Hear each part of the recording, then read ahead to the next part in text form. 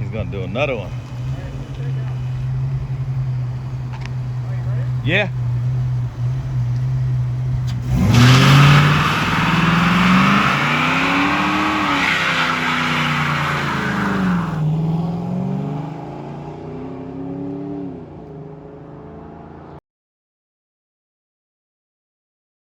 Welcome to another episode of Passion Projects.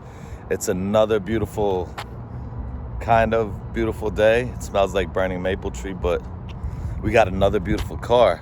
So we got this beautiful 1986 Ford Mustang GT, and it belongs to my friend Kevin. And we're gonna get into the details right now.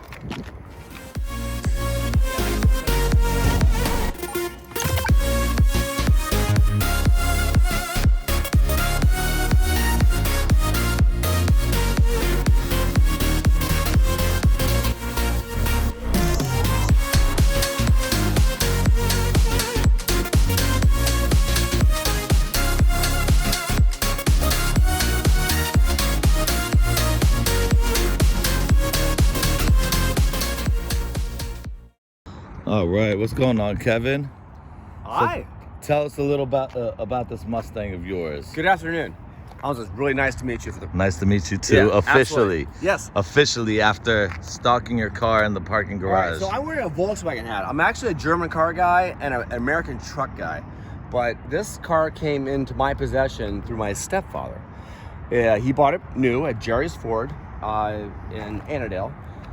It's the '86 Mustang GT convertible, all original color.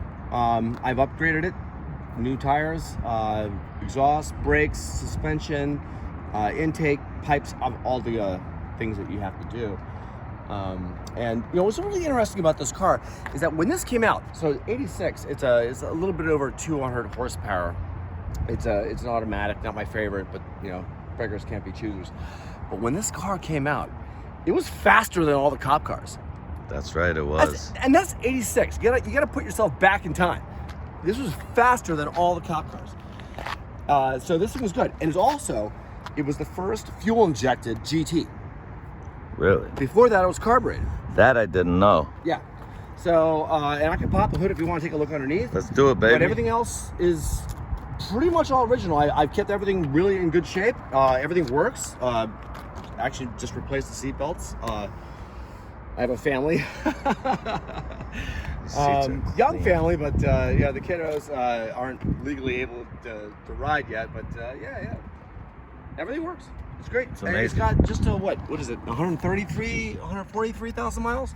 It was original miles. Original 5-liter V8. It's on a second transmission, but that was back in the '90s.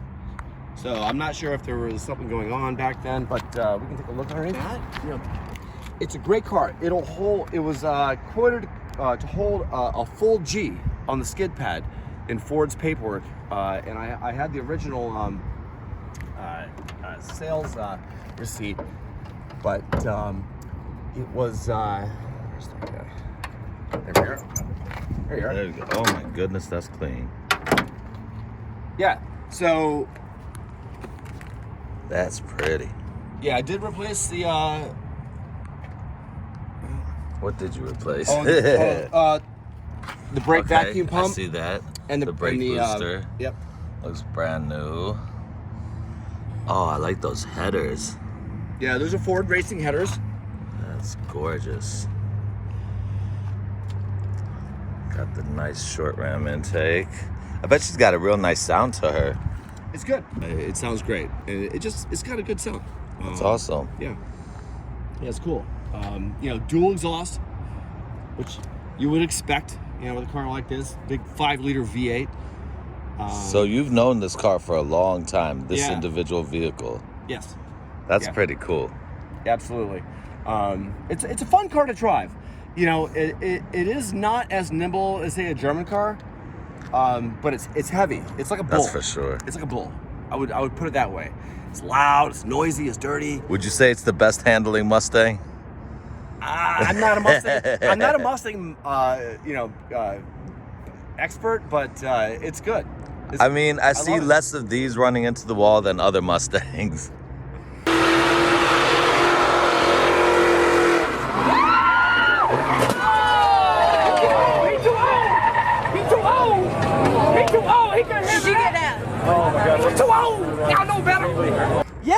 what's cool too is that it doesn't have the body cladding. It's got the 4 eyes.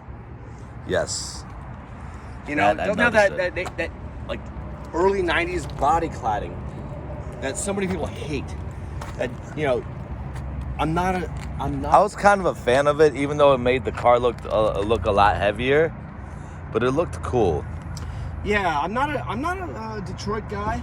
You know, I was born in Washington D.C. I'm from this area, so I'm not. Hey, what I'm not hospital? Detroit based, and I'm glad it doesn't have that cheap Detroit, like chintzy body cladding. Yeah, Everybody fuck you, hates, Detroit. They hate that stuff. It is so gross, and they got real defensive about it. I think it's a really good model that they did. And it just hangs in there, man. It's tough. And, you know, it doesn't rust.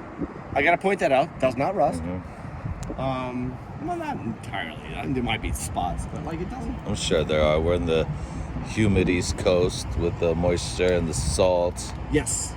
It does not go out. It is sort of it stays in the garage in a climate-controlled environment. So that's sort of why it's in very good condition. It is not outdoors. But I was never a fan of the top. I think it makes it ugly, but it does fold down nicely. Still works very well. It's hydraulic. And tell you the truth, you know, this car got me into muscle cars. Really? Yes. Like I said, I've always been a German car guy. You know, This was my first, American favorite also. Actually, this and the Monte Carlo from the same era. Oh, Monte Carlo. I had an 87 SS. Yeah? I don't know why I got rid of it. Oh yeah, to pay my rent when I lived in California, but Oh, man. it hurt. Because I got evicted from that place anyways. Man, no kidding. Yeah, I actually restored a 1987 Mark II Golf. No way. Yes. Oh, Fully you're restored it. golf Yeah. guy. So, yes. I love those Mark IIs, man. I got a sticker on my all-track, actually. I just love those cars. I'm obsessed with these things over here. Damn E36s. That's mine right there. Next to my the Audi? E24. The 2 BMWs under the tree. Oh, dude, that old one? Yeah, the 635 and the that's 318 right there. Those are my really like babies. that. I really like Or the that. fake M3 and the 6 Series. The fake M3. Yeah. But yeah, let's talk more about this beautiful red baby. Tell me 5 things you love about the car and 5 things you hate about it. All right, 5 things. It's fast. It's heavy. It's loud. And it kicks ass. And the 5th would probably be that it does actually hold around in turns, surprisingly. The 5 things I hate is that it's got bad gas mileage. It is old. And but it's, I don't know, it's not that many things I hate about it. It's awesome. Yeah. So far, both Kevins I've had on this little series have been very charismatic. My first Kevin was my buddy with the Type R Civic. Mm-hmm. So you guys have been very energetic and awesome. Oh, thanks. Yeah, let's hear the engine and then maybe we'll see a burnout right after too. Let's do this, baby. Oh, she got a nice sound to her. So what's this? Here's some That is cool your 1986 control center. So it always says low fuel, even though it's not low fuel. But it's perfect because it's got the greatest ashtray in the world. It's made of steel. Does. So, I mean, it's built for smokers. You got your ashtray predominantly, like, you know, As located was here. everything in the 80s. Very well sculpted, you know, immediate. Love that 80s technology.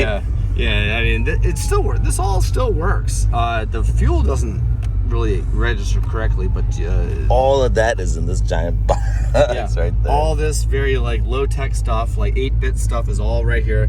But it's amazing. I mean, it really is built for a smoking driver. Like, this is built for a man. Yeah, it really is.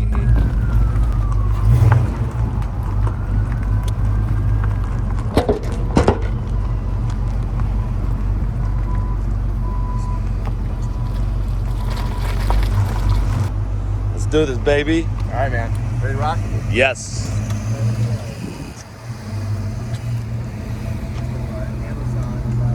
All right, bud. Ready to hit it? Yeah.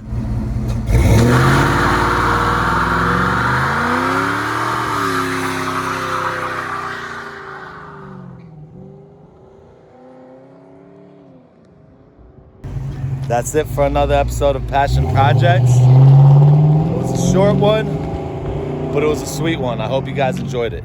Peace. He's gonna do another one. Yeah.